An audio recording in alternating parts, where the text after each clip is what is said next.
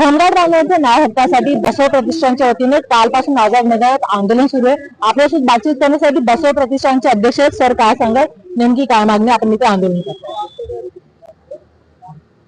Home guard कायद्यात बदल, 365 दिवस त्यांना काम मिळावं, सेवानिवृत्तीनंतर 50 लाख रुपयापर्यंत आर्थिक मदत त्यांना मिळावी, लोकहित निधीचा विषय आहे।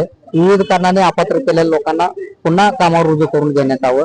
त्याचबरोबर जे नवीन होमगार्ड भरती करत आहेत सद्य स्थितीमध्ये ज्या होमगार्डांच्या समस्या सुटेपर्यंत नवीन भरती करू नये ही एक मागणी त्यामध्ये आहे। त्याचबरोबर जे पोलीस भरतीमध्ये वयाचे जे सूट आहे त्यांना 38 वयापर्यंत सूट देण्यात यावे, असे विविध 9 मागण्या घेऊन आज आम्ही आझाद मैदान येथे आंदोलन पुकारलेलं आहे। मागे अनेक आंदोलन झाले, फक्त सरकारकडून आश्वासन भेटलं, तुम्ही त्या आंदोलनात उतरता आणि तुमच्या वतीने आंदोलन झालं तर काय आश्वासन भेटलं सरकारच्या? आम्ही 2020 पासून पाठपुरावा चालू आहे शासन दरबारी।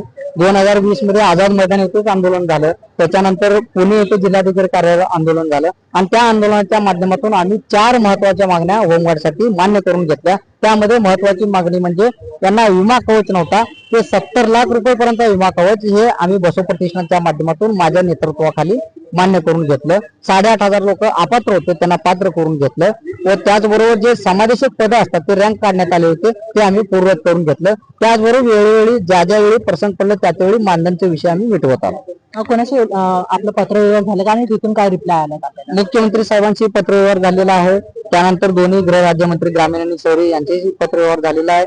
अद्याप तरी कोणी संपर्क केलेला नाही, परंतु त्या पद्धतीने आमचं प्रोसेस चालू आहे। यंदाची पुढची भूमिका काय असणार मागण्या मान्य नाही झाल्या? आमचे बसव प्रतिष्ठानच्या माध्यमातून जे आंदोलने होतात, आतापर्यंत 55 आंदोलने यशस्वी आंदोलने आहेत, कारण आम्ही आंदोलने संविधानिक पद्धतीने करतो आणि जोपर्यंत संविधानिक पद्धतीने जोपर्यंत मागण्या मान्य होत नाही तोपर्यंत आमचे आंदोलन हे संविधानिक पद्धतीने चालणार। आणि वेळ पडलं, आज आम्ही मैदानात उतरलो, उद्या रस्त्याची जर उतरण्याची परिस्थिती जर निर्माण झाली तर संविधानिक पद्धतीनेच आम्ही रस्त्यात उतरू आणि संविधानिक पद्धतीने ते मागण्या मान्य करू।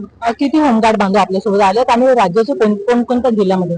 आता सध्या दररोज 400, 500, 400, 500, 1000 म्हणजे टप्प्याटप्प्याने होमगार्ड बांधव दररोज येणं जाणं चालू आहे। उद्या परत गर्दी वेगळी असेल तर ज्यांच्या कामानुसार ते त्यांनी वेळ इथे देत आहेत आणि संपूर्ण राज्यभरातून होमगार्ड बांधव या ठिकाणी आहे। तुम्ही या ठिकाणी विचारता, नागपूरचे आहेत, गोंदियाचे आहेत, चंद्रपूरचे आहेत, गडचिरोलीचे आहेत, हिंगोलीचे आहेत, बीड आहेत, धाराशिव आहे, लातूर आहे, अशा राज्यातील विविध कानाकोपऱ्यातून जिल्हाच नव्हे तर त्या प्रत्येक गावामध्ये एक होमगार्ड बांधव आहे। ते प्रत्येक कानाकोपऱ्यातून होमगार्ड बांधव इथे आंदोलनाला उपस्थित दर्शवले।